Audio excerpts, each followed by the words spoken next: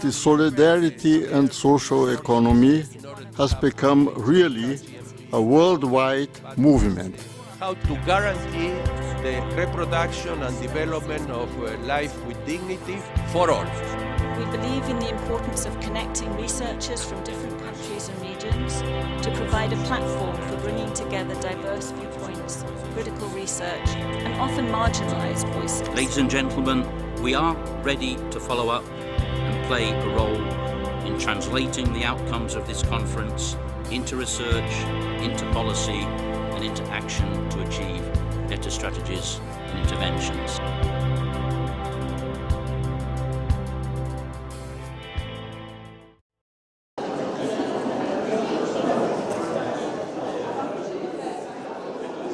Thanks, everyone.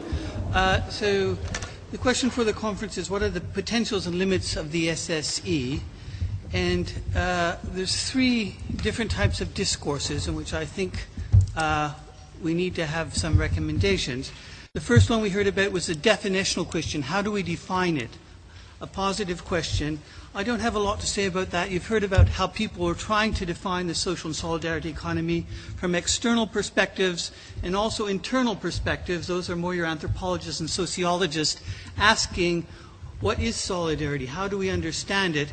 And that's something I think we really need to go into a little bit more. I think earlier on we heard a little bit about different conceptions of solidarity at different levels. Is it kinship bonds, sort of the old Durkheimian notion of mechanical solidarity? Is it more shared interests in complex society, more the Durkheimian notion of organic solidarity? Or is it more a shared commitment to procedural norms and citizenship, a more discursive democracy understanding of solidarity? So we really need to flesh those out in terms of definitions, I think. I won't say anything about the second positive question, which is the empirical question. How does a social and solidarity economy function? I'll just skip over that. The third positive question, though, we have is, why does a social and solidarity economy function the way it does? The theoretical question. And here I would just invoke the name of a former ILO person, Bob Cox, who for 25 years was here, and the question of structures and agency. How do we understand structure in terms of institutions, power dynamics, ideology? How does structure constrain the social and solidarity economy? And the question of agency, how do structures change over time? How did we move from a form of production, the Fordist production, into post-Fordism? How do we move from welfare states into neoliberal states? How does that happen? What's the agency that allows for that? Those are the big sort of questions we have in terms of social scientists. Another key area that we really need to look at, though, are the normative questions. And here, this is where we need the ethicists, the political philosophers to come in and ask us, because we are making all sorts of normative judgments about the social and solidarity economy. At the basis of a lot of our questions are, what is the good life? That means, practically, how do we conceive of work? Should work be a question, should be an essential element of the social and solidarity economy? Our relationship to the environment, our understanding of consumption.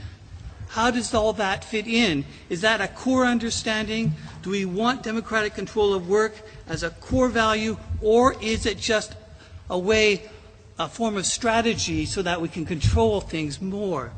Those are very strong questions of identity, who we are. Second level of normative analysis, though, is a question of procedural fairness. And here we're really talking about, we've been talking a lot about markets. What makes markets fair? And can capitalist markets be fair? A lot of the social and solidarity economy is obviously cast in relationship to the capitalist economy. How are we evaluating the capitalist economy? Is it essentially evil? Perhaps not. Is it practically unreformable? is the question. You know, the power dynamics that go on when you have private ownership in complex economies, does it really undermine the possibility to have anything that approaches ideal markets? So how do we deal with these things? How do we evaluate them? And how is a social and solidarity economy and markets different from capitalist markets? Is it in terms of decommodification? What is it? We have to really think, what do markets mean in a social and solidarity economy? The third question, questions of legitimacy and democratic practice. Historically, we've conceptualized democracy in terms of states. What we are when we're looking at the social and solidarity economy, in our present context, we have to rethink democracy because we're trying to break down those traditional state barriers between the economy and the political realm so we can have more participatory structures. What does democracy mean when you get outside of the state into economic organizations, when you get up into the international realm? How do we understand democracy? Who are the participants? What roles do they have at different levels across different realms? So these normative questions then become very, very important. And this is, I think, where we've not yet really started to take up the challenge. We really need to bring in the ethicists, the political theorists as well, to help us understand these things. The third types of realms, and we'll move to different actors here then, would be sort of the questions of strategy. That's where we need to bring in the professionals, associations, the lawyers, the business people, and actually applied scientists as well, people who really work in the realm of strategy. What's the basis of strategy? How do we make sure that when we're doing strategy, we've gone through these previous two steps of our social science analysis, our normative justification, and how do we make sure that when we bring those in, we understand the scope? And the key question here, which has been raised but not really examined as much as we need to think of, what is the scope of the social and solidarity economy? Is it going to be complementary to the existing capitalist economy, fill in gaps, or do we really need it to change structures, right? And this is a key question. And is it just the question of economic structures, or is it also political structures? Do we need to constrain the capitalist economy for political reasons, right? Is it the case that when capitalist economies get too powerful, then they undermine the very possibility of us controlling them democratically? So we can actually have a very strong political reason for having to scale up the social and solidarity economy so we can reduce the economic power of the capitalist economy so that we can actually have political democracy as well. So these are very important questions in terms of the scope. What are the possibilities there? The final thing is then just in terms of practical methods around production, around states, around ideology. How do we really learn about innovation and strategy, learning? Key role for action research. If we're going to talk about scaling up, why are we not doing action research around this, around social inclusion, around sustainable production, the importance of doing that? In terms of the states, we've heard around co-construction, decentralized planning, again, breaking down the barriers between states, social and solidarity economy in terms of delivery of services, economic planning, and ideology.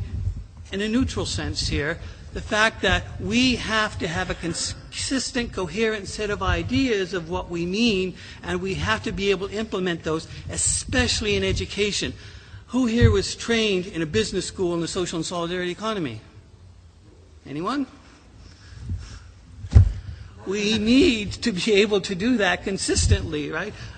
And ideology here, we really have to be able to help the broader society understand why this is not something fringe, and why it has to be central to how we do the economy. I'm done. Wow. Thank you very much.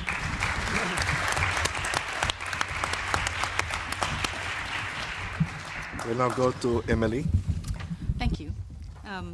So I just wanted to raise a few important areas for research and action. First, as has been mentioned a lot, a continued conversation about the definition, the vision, the conceptualization, the framework of the social solidarity economy. I wrote a little think piece that sort of looked at the difference between the social economy and the solidarity economy. They are not the same. And I think a lot of confusion arises by smushing them together, but right now that's what we have. But it's good to just be clear about what the difference is. That will answer some of the questions like, is it a sector? Is it like the third sector, or is it all the sectors? Does it include the state, or is it just the third sector? Right. So those are some of the confusions that arise by smushing these two frameworks together. And I think that having greater clarity about the difference between social economy and solidarity economy also helps to answer the question about transformative versus complementing capitalism. There have been a lot of different views presented throughout this conference. I think in RIPES, so the Intercontinental Network for the Promotion of the Social Solidarity Economy, it feels like there is a fair amount of agreement about what we mean by the social solidarity economy, and we clearly state that it's an alternative framework of economic development. So very much an alternative sort of post-capitalist development. There's still a little bit of controversy over that or discussion about that, but in general, it's very heavily weighted towards that transformational position. So just to mention that RIPES is a network of practitioners and other support organizations. We are engaged in a process of making space for dialogue about the definition, the vision, the concept of the social solidarity economy on the continental level. This process will feed into the 5th International Forum on the Social Solidarity Economy in Manila in October. So that's a whole process.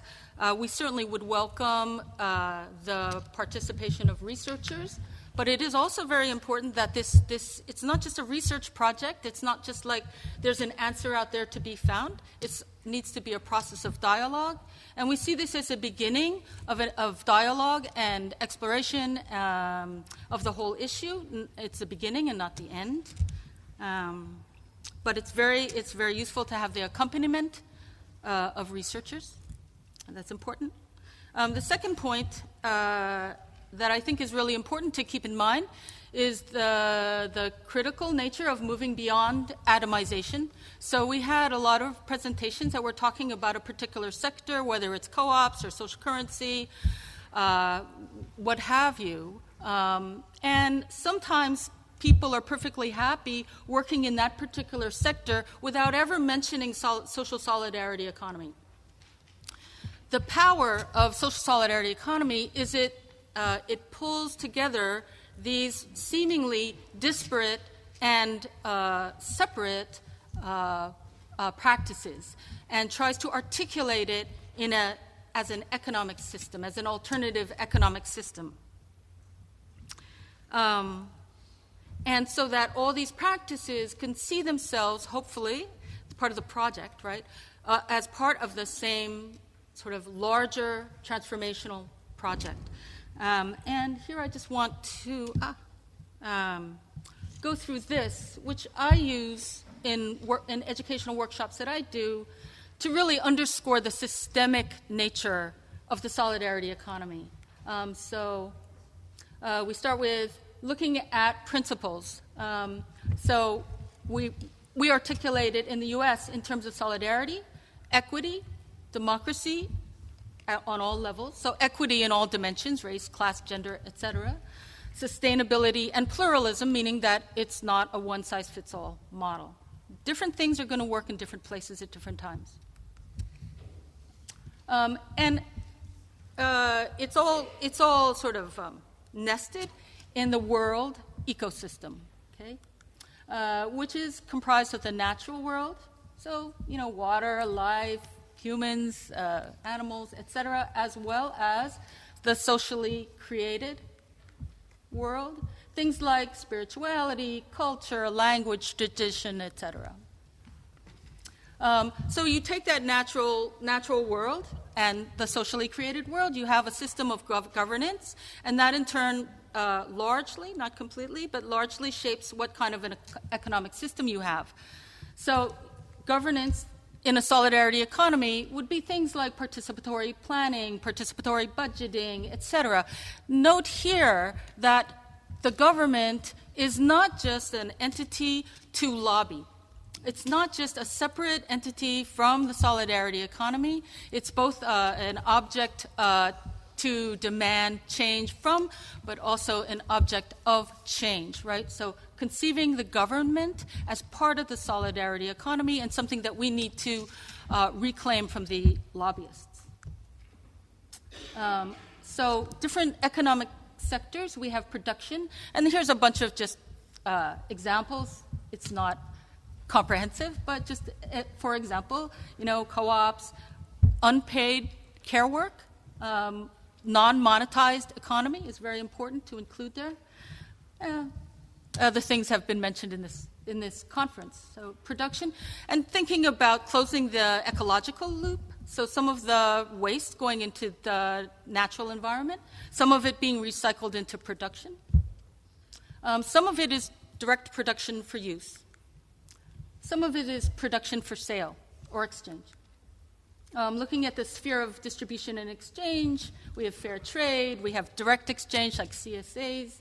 Some of them are sold for money, some of them are sold for alternative or social money. In the sphere of consumption use, all kinds of things, buying clubs, co-housing, community land trusts, etc. Again, closing the loop. And then in finance and capital, all kinds of examples from credit unions to cooperative loan funds, peer lending, etc. So the point of this is to say, in all these spheres, in all these economic spheres, there are lots and lots and lots and lots and lots and lots of examples to draw from. Some of them are new, some of them are very old, some of them are mainstream, like a lot of government programs, public libraries, public education, right? These are keepers, I assume, in our vision of the world we want to build. So very important to keep that systemic framework in mind. And also, as people are working as people are doing their sectoral work, it's important when it's appropriate to fold in the notion of solidarity economy, to build that. Otherwise, these sectors continue to operate in their own little silos. I know it's not always appropriate, or it's too controversial, but when it's possible, to be able to feed that in is important. Education is really important. You mentioned that. I want to say education is also a tool for organizing. So I've done lots of workshops on solidarity economy, and very often this seeds some kind of organizing, strategizing process. I want to mention the importance of popular education, so really starting with where people are. I think the kind of education, formal education is important, but also thinking about that community-based education where you're really respecting the knowledge and experience of the people in the communities. I want to mention mapping, the importance of mapping and economic integration. So RIPES has a project called ESS Global. The website is exactly that, essglobal.info. The purpose of this mapping has many different aspects. One is just to visibilize the solidarity economy, the social solidarity economy. You can look at a map and you can see all these points. It has a simple impact. Two, it enables consumers to find solidarity economy goods and services. Three, it enables the development of supply chains, solidarity economy supply chains. Producers and suppliers can find each other and connect and do businesses with each other. And four, it's a way of generating data So people have mentioned that there's really a need to ground social solidarity economy in empirical research. We are very poor on data. For instance, what is the economic impact? What is the multiplier effect of social solidarity economy practices? What are the social impacts? So the mapping process, as you're talking to these practices, to gather that data about how many workers, what's your output, what are your wages, et cetera, are important, and that's part of the project. The RIPES map is right now has maybe 8 countries included, but the hope is that the continents will move more mapping, and that they'll be able to connect to the global map, which can draw data regardless of which platform is used. So that's a big undertaking, this mapping. The last point I want to make is the importance of social solidarity economy networks like RIPES, and RIPES as an intercontinental network is then comprised of the continental networks, which are then comprised of national and sectoral networks on all the continents. So building this and strengthening these networks is really important, partly because social solidarity economy is really about making these connections. But also it's very important in terms of serving as an intermediary. So instead of all these disparate, separate groups trying to deal with policymakers and institutions, that there's a intermediary network that's able to speak with more of a unified voice. So I will end there. Thank you.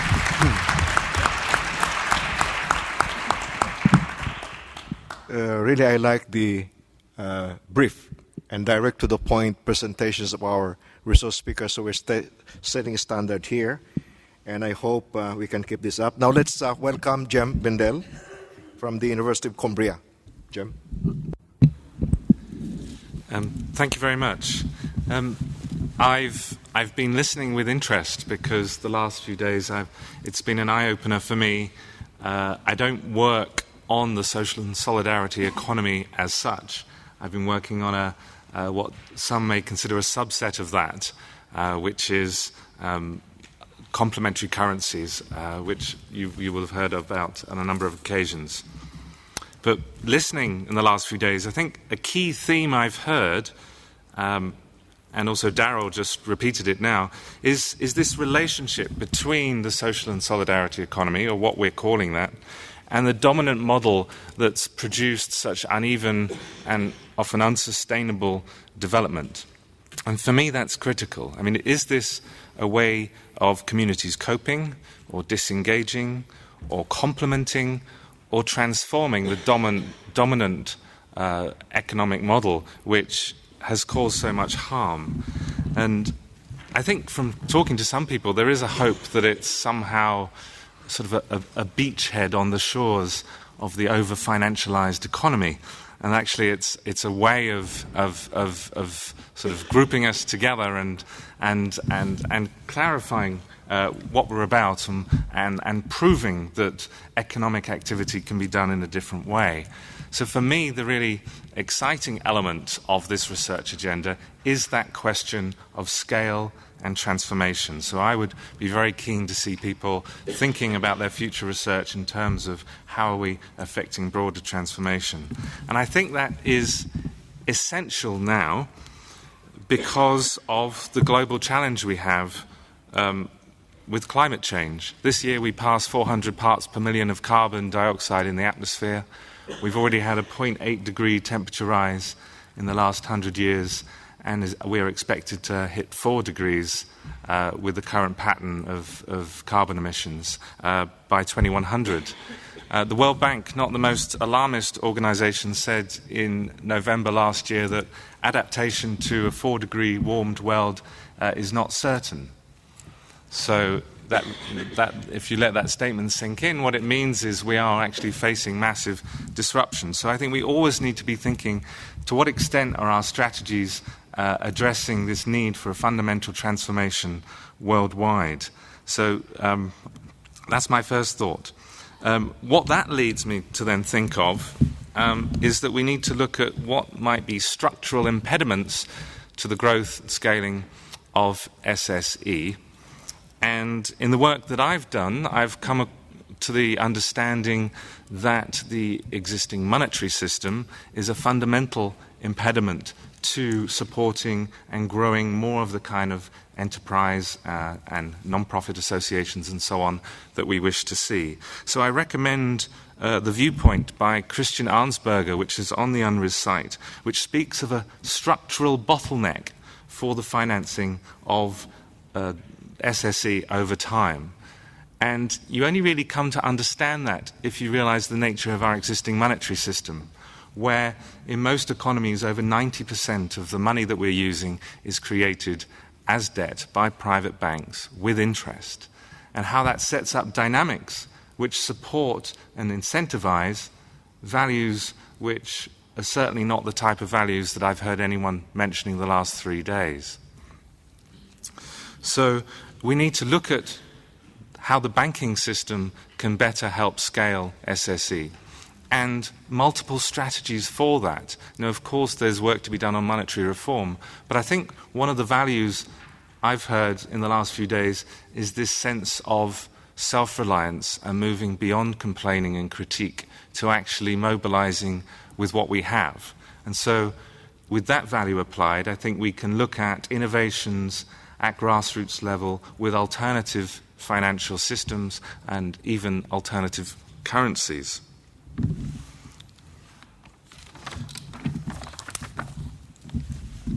There's been a lot of discussion of definitions, and this is most certainly a field-forming exercise. I think often definitional discussions fall down when we think we're trying to describe what is rather than what we're choosing it to be. So we need to think about the grouping that we're making, not only what's in, but what we're excluding. Now, I've made a pitch for community currencies, complementary currencies, alternative financial systems, and the whole monetary angle to be seen as critical to our understanding of SSE as a thing, but also as something of potential transformational power. But I work in a very different world to this at the moment. I'm on a task force for the World Economic Forum, and we're looking at something called the sharing economy. And I see these two worlds not talking to each other at all. And yet we have to realize that there is this world of mainstream business and mainstream investment and finance which is looking at new opportunities to invest and try new economic models for development, supposedly with an explicit social purpose, terms like impact investing, venture philanthropy, social enterprise, and so on. Now, these things are spreading and they have massive potential. I wonder who here is staying in Geneva either through couch surfing or Airbnb? Anybody? Someone there. There you go. So yeah. So Airbnb was sold for a few $100 million just a year or two ago, and this is a company which just helps people to rent out their rooms. There are lots of car-sharing schemes now as well, and where people don't have to own a car, but they can share a car. And the thing is, these new infrastructures of sharing are actually being developed and marketed in terms of languages that sound a bit like solidarity, sort of mutual support, getting more value with less resources by working together better. But they're creating all these new privately owned, often San Francisco owned, global infrastructures of sharing. So what I would like to see more of is the sophistication that you have in your analysis of what is and isn't development, not applied to some new ghetto in development studies, but actually take this more broadly and engage in these conversations with these billionaire investment funds and these huge new enterprises. The discourse of SSE must not remain in SSE. We must actually broaden it and engage beyond that. That's what I've tried to do with this task force, with the WEF, and I've managed to get the notion of non-monetized exchange as something that really is important to look at, so that we shouldn't restrict people's ability to work together and to share just because they are cash poor. So some people may think, yes, but if you're really looking at poverty alleviation, are these things relevant? Well, let's not forget, half a billion people last year in China are online. In India last year, more people are online with smartphones than they are with desktops. And although not the very poor may not have a smartphone, then they may now beginning to be, in the next year or two, getting financial services from someone in the village that does. And so we need to recognize that there's a whole world of innovation, and we need to have a view on that and try and influence it. So in summary, I think the environmental situation means that we need to ask this question of how is SSE leading to transformation? How do we scale up? With that in mind, then the monetary dimension is critical, and within that, I think we should recognize the leadership of UNRISD, the ILO, and NGLS in making community currencies, complementary currencies, a significant dimension to our agenda. That is actually historic. I don't think the UN has ever before had such an airing of this and a discussion of its potential and limits. And the third thing is we need to make sure we look at mainstream innovations which will affect the future of the SSE and mobilize our sophistication in terms of our research techniques, but also our values in having a voice on those other areas. Thank you. Thank you.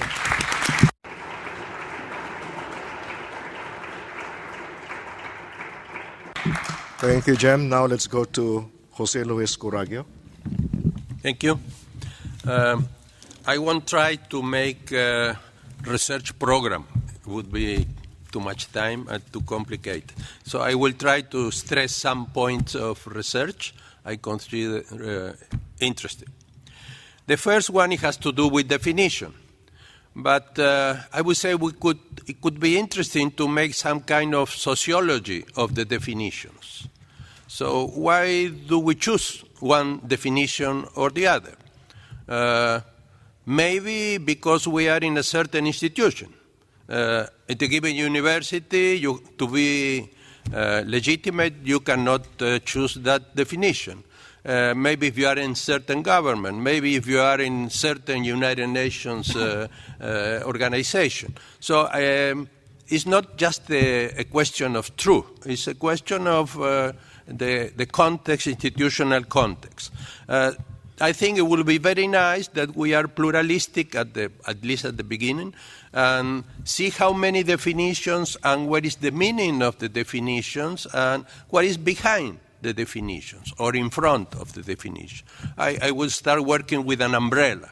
And then we see, of course, each one of us will choose a definition.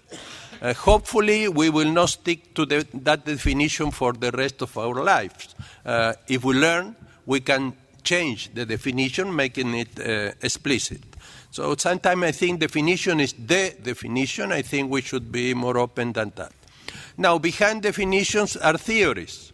So we should make explicit in what theory is embed this definition. Again, I think we had to be pluralistic, but we had to be critical too. We had to consider what it means to be attached to a theory that is oriented by the utopian of the perfect market, for instance, and a definition that is putting in the center social struggling or things like that. That's the first point. The second has to do with practice and the theory. We need a systematization of practices, and you cannot really do it without theory. So we had to see how we choose a conceptual operational system to systematize the experiences. I think we had to go into typologies of practices, of kinds of organization, and to be able to recognize forms of social and solidarity economy which are not usually considered. Today, Mr. Quiñones was saying that what's the unit of analysis? Maybe it's at the meso level and not at the micro level. For instance, in the law of social solidarity popular economy in Ecuador, it is recognized the domestic unit as a part of the solidarity economy, and also the communities, which is not easy to find in a typology of this kind of searches. This is related to the legal framework. We should go through the different legal frameworks, very much influenced in general by the cooperative model. And this is important because legal frameworks have to typify. I mean, they have to say who is going to be the object or the agent that the law is referring to. So this typology could help to expand the scope of the legal frameworks. Related to this, to the legal framework, is the research on what position social and solidarity economy occupies in the bureaucratic structure of the governments. It might be in the social development, it might be in the economic ministry, it can be in the production ministry, and that has a meaning too, and I think it will be interesting to see how this changes from case to case. Another point I think is related to the first one. We had to reflect on method. What's the method to study social and solidarity economy? I think somebody said it's not the regular economist method. It has to be because the economy is a multidimensional process, so we need, as the positivism has cut knowledge into disciplines, we had to be multidisciplinary. So we need economic anthropology, we need social psychology, we need economy even, we need political economy and different approaches to understand the economy. Another point I would like to make is that the method and the instruments to do the study. For instance, I think that for social and solidarity economy, a participatory method of research is coherent with the ideas of what solidarity is. Another point I would like to make is we should study the background of the social and solidarity economy processes, the cultural background. For instance, we were talking yesterday with Paul about this new paradigm of happiness, or the buen vivir and vivir bien of the Andean country communities in Latin America, or what it means to do social and solidarity economy in a society where patriarchado is very strong, or where race differences are very strong. It wouldn't be the same. If we don't understand the background and we study just the micro-organization, even the cooperatives will not function in the same way. So I think we had to do some, and we had to see also the new paradigms or the critique of the old paradigms. For instance, are we criticizing market? Are we criticizing capitalism? Or are we criticizing modernity, which is what some currents are doing now in Latin America. Another point is we should ask ourselves whether these social and solidarity economy definitions and practices are part of an ideological and political project. What is the intention of all this activity? I think this is very important. I find that if you change the political project, you don't find the same things in reality, and you don't propose the same things. And then the question of who are the social and political actors. I'm not speaking of in the micro level who is doing what. I'm talking about movements. I'm talking about currents. Who are the social and political actors, and can they become political subjects? So this, for instance, is a question we can pose to the World Social Forum. All these new social movements, how they include in their agenda the social and solidarity economy or the other economy question. Finally, I think this is a proposal. We should do some research, but also to make proposals. I think we need a communication policy, a communication strategy. How do we present to the society what is this social and solidarity economy? Because there is a problem of legitimacy. There is a problem of understanding what are we doing. We should make the proposals plausible, credible to society, that we can solve problems better, that we have a different social project, etc. And I think I finish here. Thank you. Now we go to Mr. Paul Singer. Well, thank you very much. I was listening to what my colleagues here are telling us, and I would like to add a very simple idea. This was a wonderful week here in Geneva, not only for me, I think for many people.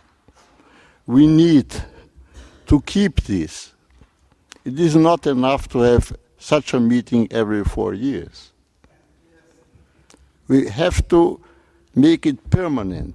It's a dream of mine. I don't want to go away. But I think informatics makes it possible.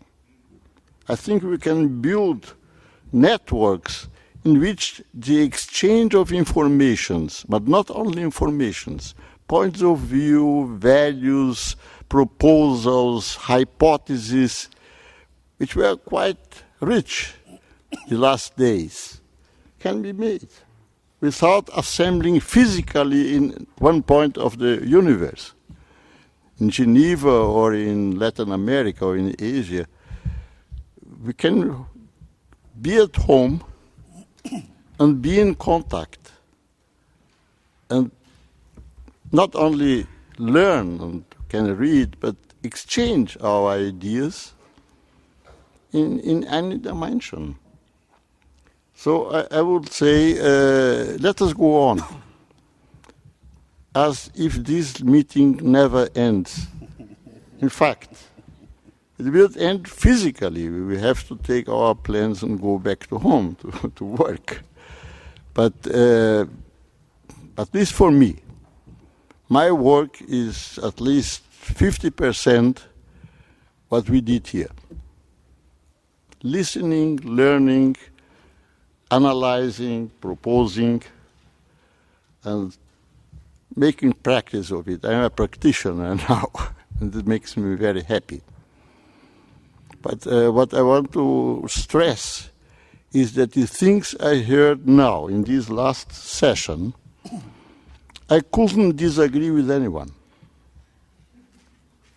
They are not the same, but they have enough in common that we can agree with all of them. They are very positive and important proposals.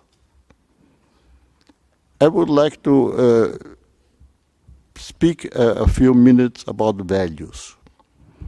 one of my latest discovery is that democracy is probably the best or most important achievement of humanity. It took a long time. You can say at least from the end of the Middle Ages until now, we have been fighting and practicing and experimenting around democracy with the basic idea that as human beings, we have the same dignity and the same amount of respect mutually.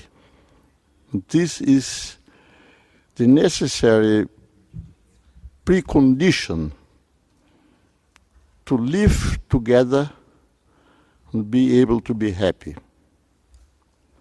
I learned part of this in Bhutan, where I was at the beginning of this year. But I learned, among other things, in Bhutan, that these concerns about how to use democracy to make a better world for everyone is something which is now a very, very large aspiration all over the world. And I understand social solidarity, economy, whatever we want to mean by this, as part of this struggle to improve our life together by using democratic values and using democracy as an institution. And I will finish saying that many of us here made not guesses, but hypotheses of what is going to happen with social and solidarity economy, with capitalism, with the climate and humanity in a different climate. I'm sure that our guesses are not much value, because we are going to learn all the time, as long as we are alive. And to the extent that things change, and they change all the time, we are learning. And by learning, we are able to act more effectively than before. So to finish, I will appeal to all of us here to continue to learn, and learn is impossible alone.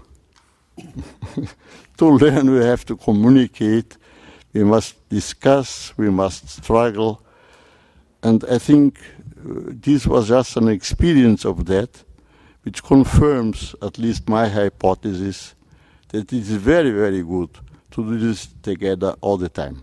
Thank you very much. I would just like to add, before going to Mr. Pretty Utting, 3 more items that were relayed to me only last night. First, the Association of Southeast Asian Nations have taken the challenge of organizing the first intergovernmental forum on SSE in conjunction with the Manila meeting. This will be in October 17 to 18. And I have conveyed the news to Mr. Peter Utting this morning that this will be the first ASEAN Leadership Forum, and this is the action on policy level. The proposal is that we would like to have this recorded as a direct impact consequence of this conference. So this is the first proposal on policy level. On research, I just learned from the previous session about this practice by Christophe Donald of, I call it the twinning approach to research. For the RIPAS meeting, we're going to conduct action research in 10 countries. So if anybody would like, to pair, to twin with any of these case writers in the 10 countries in Asia, we will connect them to you. You can look at the framework, you can exchange, the approaches and so forth and so on. So this is another proposal on the research level. And the third is the action level. This is proposal from the Asian Solidarity Economic Council, proposing that this conference can probably consider a global day of social solidarity economy, where all practitioners, advocates, and networks of solidarity economy networks all over the world can rejoice and make visibility, political, economic, social, even cultural visibility of SSE in the respective areas and countries. So with that, thank you very much. And we'd now like to call on Mr. Utting to say his proposals. Thank you, Ben. I'll try and make three, if I can, short points about one, how to leverage SSE in the UN system. I want to mention Gramsci, and will then say something about what UNRISD will be doing in this field. One of the objectives of the conference was to raise the profile of SSE in the UN system. And I think we've made a good start. I think it's going to be a long journey. But in that respect, I think the participation of FAO, UNDP, UN Women, UNCTAD, DESA, and of course the ILO was a good beginning. Tactically, if we're going to promote research on this agenda internationally, we need to find not only the right institutions to engage with, we need to find the right entry points, the right thematic windows and issues with which to connect. Now, in terms of the UN, I think there are a number there we should reflect on. Currently, we're in the process of the post-MDG agenda. The international development community says it is rethinking development, and I think this is sort of a good space we have to engage with other UN agencies. This window, however, is likely to close fairly shortly. It won't be going on very long. What we have coming up in 2014 is the UN or International Year of Family Farming. I think that provides another space where the SSE agenda can engage closely with that. 2016, we have the Habitat Summit. And then both short-term and more longer-term, we have the whole sustainability issue, both in terms of the idea of drawing up the Sustainable Development Goals and in terms of the 10-year framework of programs on sustainable consumption and production patterns, which is being coordinated by UNEP. So I think those are also other issues and agendas we can engage with. And as Guy Ryder said, I think what's happening here in the ILO and elsewhere is particularly important of really trying to come to grips with the phenomenon of informalization, casualization, and transformation of the informal economy. So these, I think, are all areas where we can engage with. But perhaps a bit more conceptually, there's another entry point. And it has to do with what we might call the integrative potential, what many of the speakers have referred to here, of SSE. Now, a lot of our debates here have been about the problems and alternatives to capitalism. In mainstream policy circles and UN circles, it's probably not the best entry point to try and go in denouncing capitalism. But there's another way we can do that. and that's by showing how SSE advances the normative agenda of the UN, which is associated both with sustainable development and both with human rights. And from this perspective, from the perspective of sustainable development and the rights-based agenda, SSE, at least on paper, has a lot to offer because of this, what I call its integrative potential.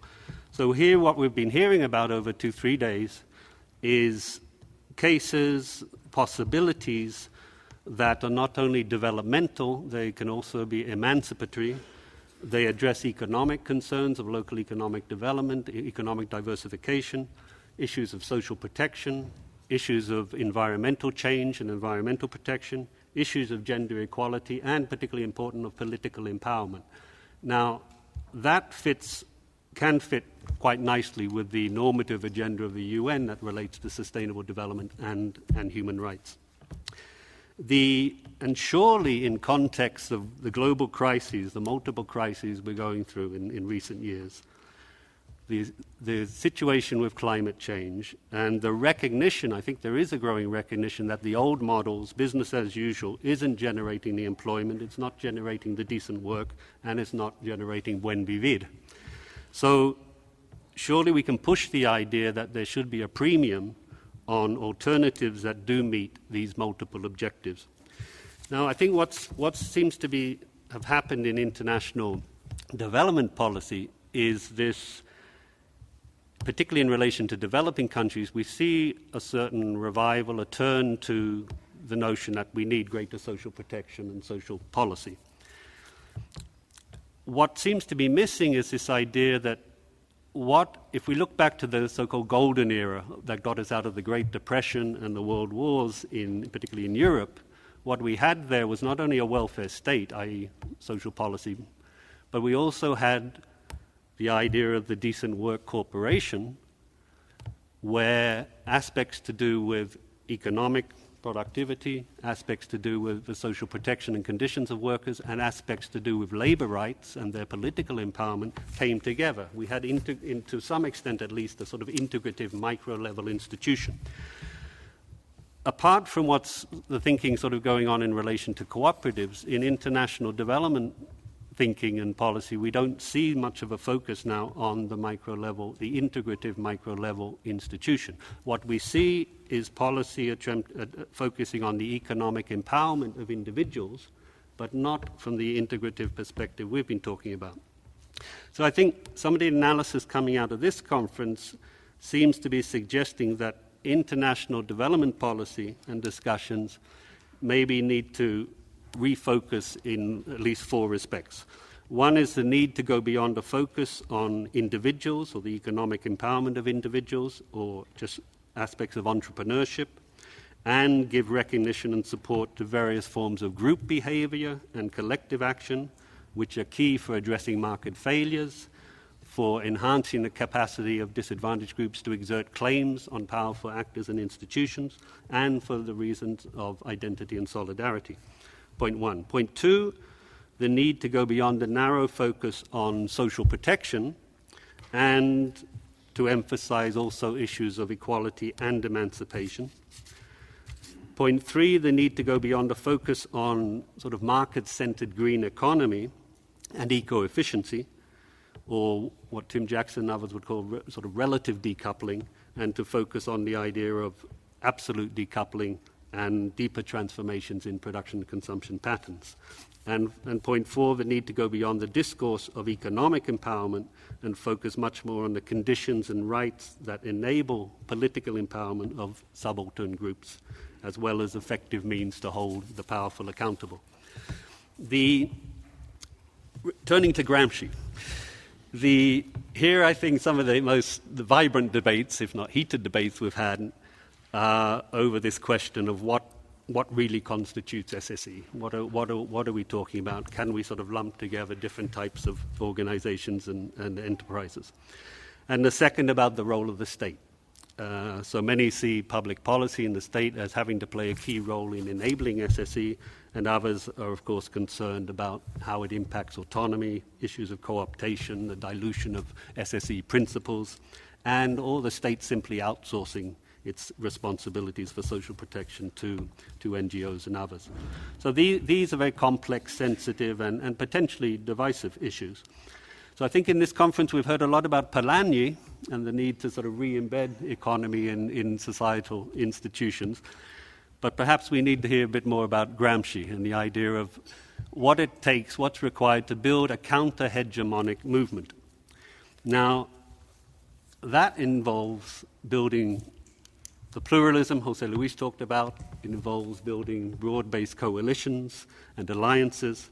It involves accommodating difference and finding allies in perhaps strange places, as Jem was mentioning with the World Economic Forum.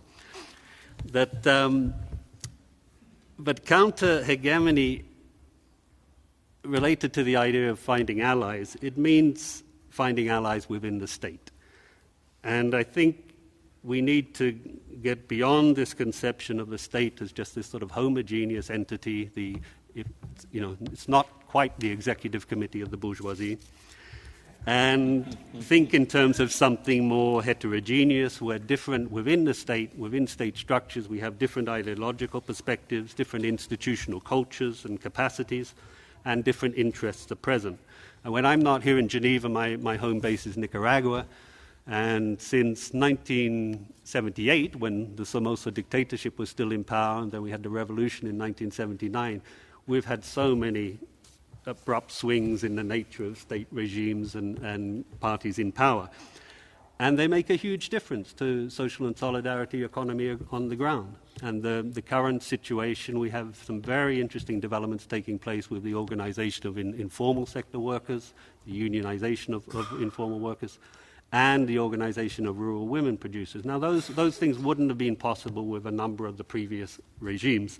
So I think governments and parties can make a big difference. Just turning to UNRISD and what we can and what we might be able to do. So obviously we'll do whatever we can to facilitate the sort of research ideas and agendas that have been being put forward here on this panel. What's important to remember always with UNRISD, and I think a few people still don't know this, is in our case we don't receive any regular funding from the UN budget. So for anything we do, we have to go out and find external funding. But there are always ways we can mobilize resources and participate and collaborate with other researchers in this field. So what we'll be doing over the coming weeks and months, we'll be digesting the wealth of information and knowledge that has come out of this conference. There'll be a lot of publications of different types, ranging from the short policy briefs to online paper series to edited volumes, special issues of journals, and I'll be getting back to all the authors who've prepared papers about our plans, and also be seeking your advice on possible publications outlets. Apart from that, and apart from the call for papers around which we organize this conference, we're also involved in a sort of competitive bid for funding on how SSE might contribute to more and better work. And this is something we're doing in collaboration with the ILO, with the University of Geneva, and there will be 9 studies in developing countries around that project. Should it be successful, this is a competitive bid, and we still have to go through a second round, so that might not happen. But the proposal and the ideas are there. And we've had some really interesting discussions here with the SSE networks and others, and of course about the ILO, about possible ways of moving these collaborations forward and participating in joint research projects and events. And we were, of course, open to discussing other possibilities. I was very pleased to learn just now about the development in relation to the RIPES International Forum in October, and the idea that the ASEAN ministers will be able to have a meeting back-to-back or as part of that initiative. And UNRISD looks forward to supporting that in whatever way we can. And the other event process with which we're participating is the meeting of the next meeting of the Rencontre de Mont Blanc, which will be held in Chamonix in November. And we're participating with them in sort of framing the agenda. And that also should be an interesting encounter with high-level ministers, if not presidents and prime ministers. So we're pleased to support these initiatives in any way we can. Thanks. Thank you.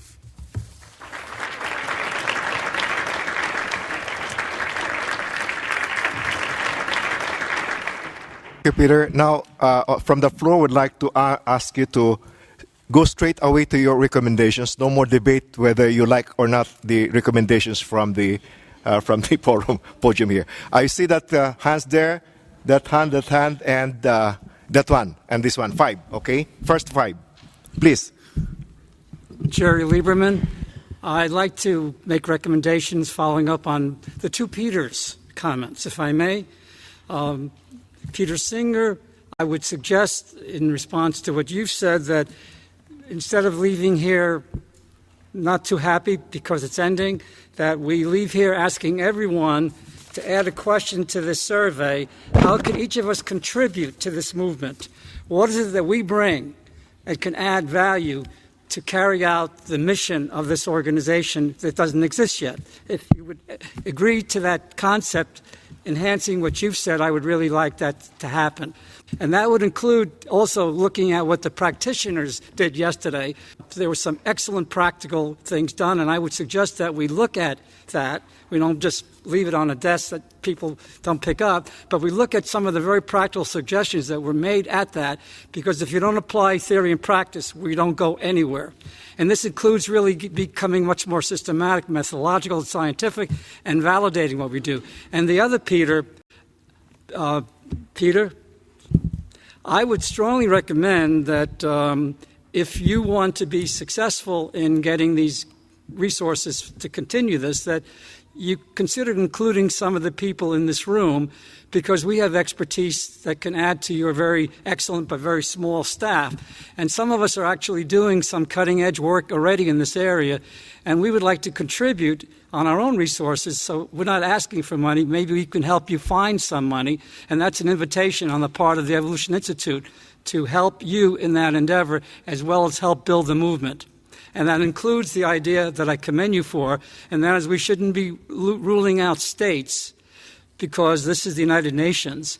And if we're going to be true to the mission of the United Nations, we should certainly be considering those states that are very, very advanced culturally in human rights and in equality and in gender and in everything else, and they exist in the world, and they're rated by the United Nations, and some of them rate very, very high every year after year after year, and they are very democratic, and the people trust their government, and they view their government as them. Thank you. In response to the counter-hegemonic project and the need for a communication policy, I'm wondering if some kind of structured exchange program between the youth of different countries can be created, where they can see and connect with different social and solidarity economy experiments going on in different parts of the world, and have a kind of a core youth a group who can exchange and build on this and participate in the projects and maybe think of their own projects. If some kind of a structured initiative can be built for youth exchange. Okay. Perhaps consider changing the name Social Solidarity Economy to Social Solidarity Society. Because we're really talking about a much more embracing thing than the economic activities. And I understand that SSS may not be quite as attractive as an acronym, but I'll leave it there. Two, I want to commend, last night, Benjamin Quiñones presented basically the same film he presented this morning in the context of the RIPES. And I want to pick up on the very, very important element of the 5 principles that he had, the 5th one, which has not been as important, I believe, in our discussions during these 2.5 days. And I would like to simply emphasize the importance of the environmental, the issue of sustainability as an umbrella which must encompass all of the rest of our activities.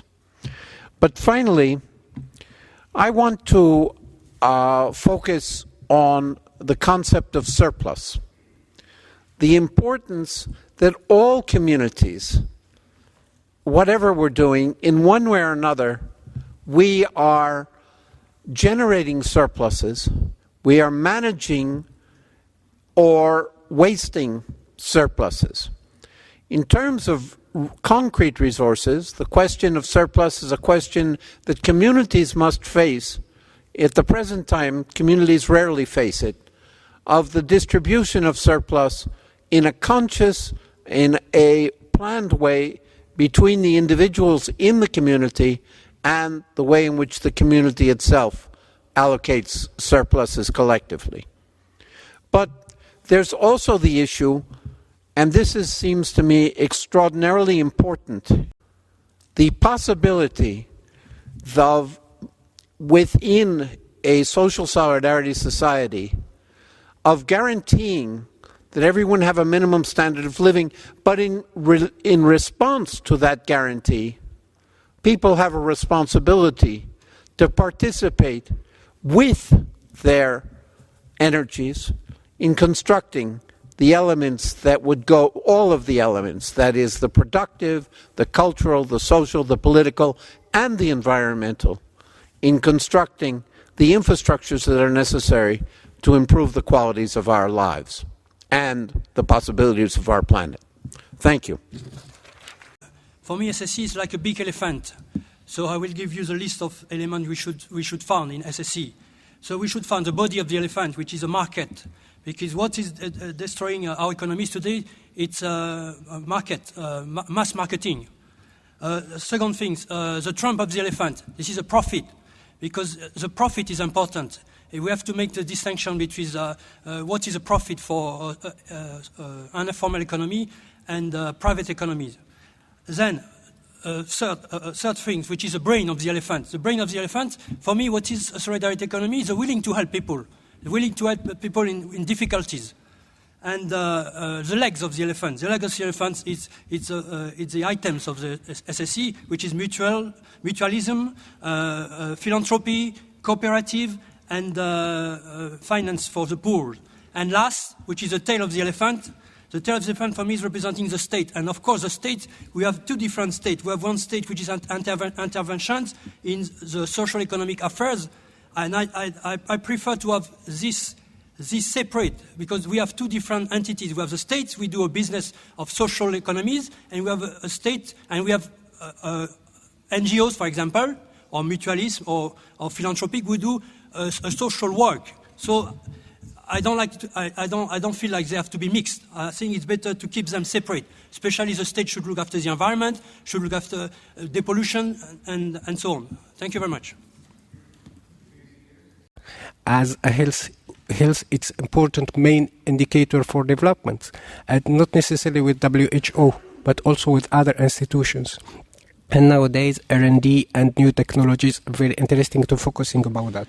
Last thing, as I raised on my during the first session on my comments, I raised the youth empowerment, and the youth empowerment, as I hear also, as many participants networking with me since Monday, I just want to mention that ILO launched a very interesting program on youth empowerment, and which is linked with jobs and development, and it will be very interesting to give a look about that, give contributions and contribute. And thank you very much. First, from the ILO side, as the ILO DG has said, we will be working very hard on integrating social and solidarity economy into the informal, rural, crisis and youth areas of critical importance, but also social protection and forced labor. As Peter said, ILO is a normative institution. We will be having, for instance, a standard-setting discussion around informal economy. The role of cooperatives and other social and solidarity economy organizations will be critical there. That draft is under preparation, and we are very much engaged with that.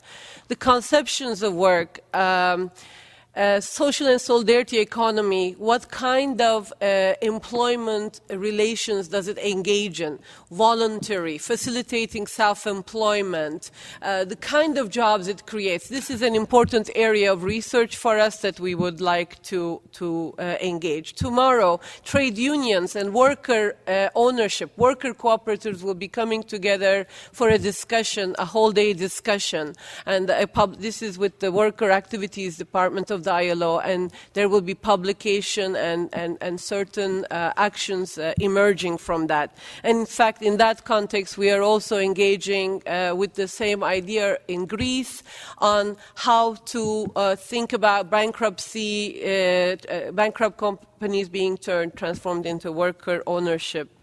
Measurement is a critical issue. Even when we talk about well-being indicators, somebody has to count it. Statisticians have to be inspired and engaged.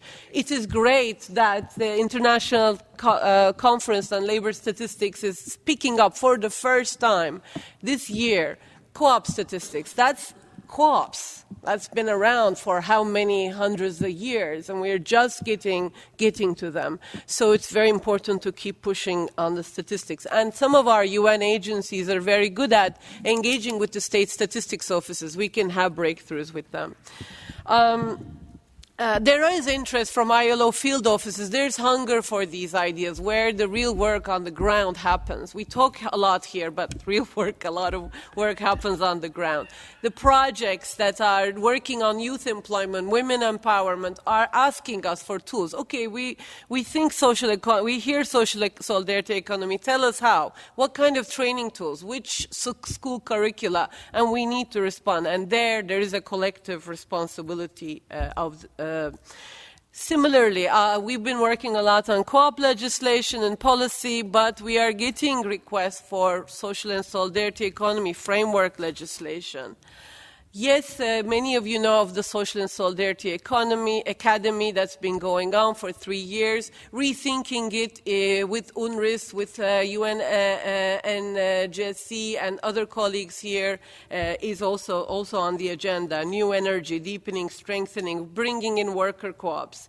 And ILO social partners. We are committed to creating a momentum around us in the ILO. We have champions. South-South project, initiative of the ILO, has put a lot of resources into this. We have been making noise. This is the communication aspect that Mr. Coraggio was saying inside the institution. And we need to build strategic partnerships with you all. I think this will help us to be able to hook on to the co-op movement, to hook on to the key, leading, inspiring initiatives from around the regions, Asia, Africa, Latin America. And we need to gain leadership commitment in raising resources. We had our DG here, but we are going to have to keep pushing at it. And we are committed to following up on this with an informal interagency task force to be established with UNRISD, ILO, UN, NGLS, OECD, UNDP, and whoever else is willing to join as well. Can we go to the next? Wages, I think. Earlier this morning, there was a discussion about a cooperative in Argentina where there was a mixture of people who were in the traditional wage employment relationship and those that were a new administrative board. So I think it's important, if you're moving towards a new society and a new post-capitalist economy, to think carefully about the wage employment relationship. And I would urge the ILO and other partners here to work more on this with a view to going beyond it, number one. Number two, business. And Darryl mentioned this very cogently, I think. Business schools, you know. I have been teaching in a business school in Pakistan. I would be happy to take some of your ideas on board and adapt what I'm saying to these kids who are anxious also to know about the ethical side of business. Their parents may not be. So the idea of a youth group that Mrs. Mukherjee mentioned is a very good thing. Finally, sir, Mr. Singer, democracy is a beautiful idea, but is being exploited in a tremendously negative fashion in most post-colonial countries. You know as better than I do. And the issue of populism versus democracy, I think, needs to be studied very carefully. Thank you.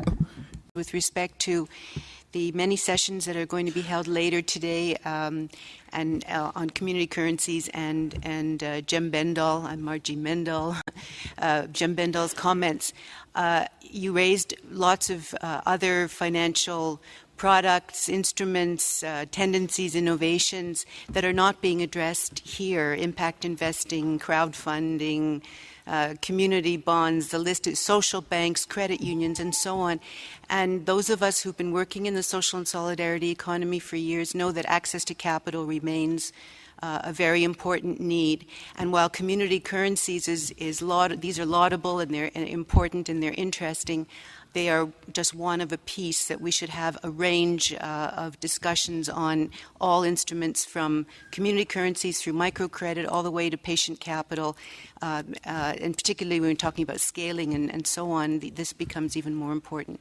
And for Peter Utting, I wear another hat. I'm also the director of the Carl Polanyi Institute in Montreal, and I invite you to go to the website. There's a really excellent article on Gramsci and Polanyi by Michael Borowy. Thank you. Thank you very much. I speak on behalf of OECD, which I represent here. OECD has done a lot of analysis in the field of social economy and solidarity economy for the last 2 decades. So I'm glad to have attended this event and glad that there is a sort of awareness rising into the United Nations system.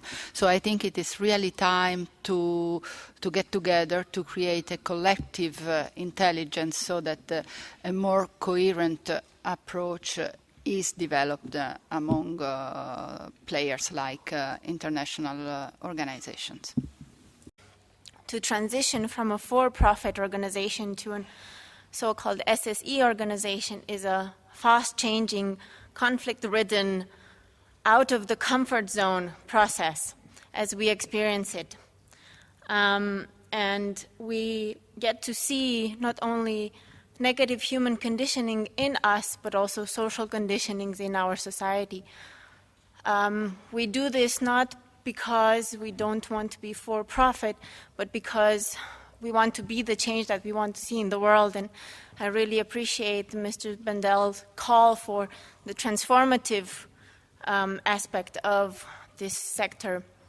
So my call to workers in SSE is to themselves self-reflect, and not only that, share the reflections that they've done with the people who are here, the researchers, the academics, and the policymakers, and also to celebrate themselves in the process. There is no such thing as pain working. We are not about to create the system to do despair work, but to do really empowering, positive work for ourselves and for people that we love around us. We've spoken at length about building bridges with governments, and this is a very laud-worthy commendation, but also with social movements, and in particular, I have in mind the Via Campesina, because the bridge between food sovereignty and solidarity economy is something that is under construction, and where I think that this can be an important aspect, as food is a fundamental human right. We are a tripartite organization. This is the only UN body where non-government have the voting status. And as was pointed out, there will be a discussion on the informal economy next year, with the notion that this should be leading to a standard. The recent experience has shown that even though bodies, NGOs, civil society organizations that do not necessarily have an official status here, that their presence and involvement makes actually a huge difference. We've seen this, recently with the adoption of the Convention on Domestic Workers, where the involvement of many groups really help sharpen, the instrument, but also bring political pressure on all the players in a very important way, in significant way. So. I think this is worthy for groups that want to engage on in these issues, and not only just for the informal economy, but to think as to how they could possibly do this. I mean, certainly, there are ways to make that, to facilitate that, and so this is an opportunity that should not just be ignored. And thank you. Thank you. Now let's just call on Mr. Peter Utting to say the closing remarks. Thank you for so many important, insightful, and I think uplifting ideas about how we can take this agenda forward and build even more momentum. The as Sarah pointed out in her opening remarks to the conference, a lot of people have worked very hard to make this event happen. And she also acknowledged the support of EVOS, Rosa Luxemburg Foundation, the Ville de Genève, the South-South Cooperation Unit of the ILO, and other ILO departments that made this happen. But on a more personal note, I'd like to sincerely thank Jürgen Schwettmann, Simulessim, Roberto De Miglio, and Anita Amorin, and their colleagues for not only supporting the event logistically and financially, but also really their commitment to the values and objectives which we've been talking about for 3 days. And it's been a pleasure working with them, with you, Simul, and UNRISD hopes to carry that partnership forward. We also look forward to the ongoing collaboration with the ILO SSE Academy and their next big event, which should be in Brazil next year. But let me thank also all the people who participated in the call for papers. There was a remarkable response from the 500 researchers in 70 countries. Sorry we couldn't accommodate everyone, but in particular, a special thanks, of course, to the nearly 40 paper writers who presented throughout these 3 days. And as I said, we'll be shortly back in touch with you about the next steps. Thanks to all the different chairs from the different international organizations, I won't name them again, to the doctoral students and the practitioners who came very much on their own effort, at their own cost, and I think really enlivened these whole proceedings. And I think there were great side events that they participated in. I want a special thanks to Professor Singer, who exceptionally, I think for a high-ranking political figure, has spent an entire 3 days with us, and I think that's fantastic.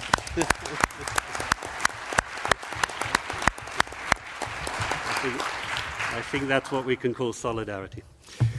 And another participant I was most impressed with, moving down the age scale, was little Mara, 5 months old over there, who has also been here 3 days. And I think she's our newest convert to SSE. In fact, I caught Beatrice yesterday evening when Mara was getting a little tired. Instead of reading her a colorful book or a bedtime story, was showing her the program document. To the interpreters, thank you so much.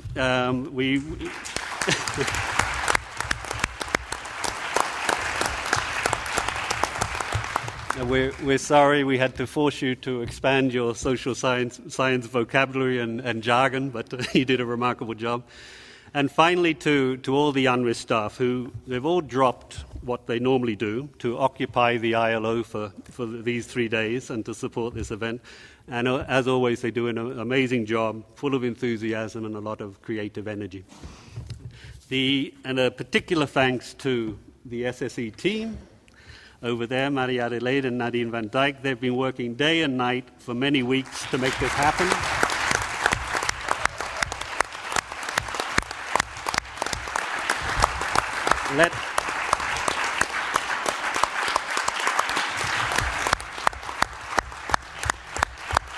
And to all the participants for having taken the time, as has been mentioned, having assumed the costs of coming here. It's very much appreciated. We hope you leave here with new ideas, with new contacts, with new friends, and renewed energy to carry this agenda forward. Thank you very much.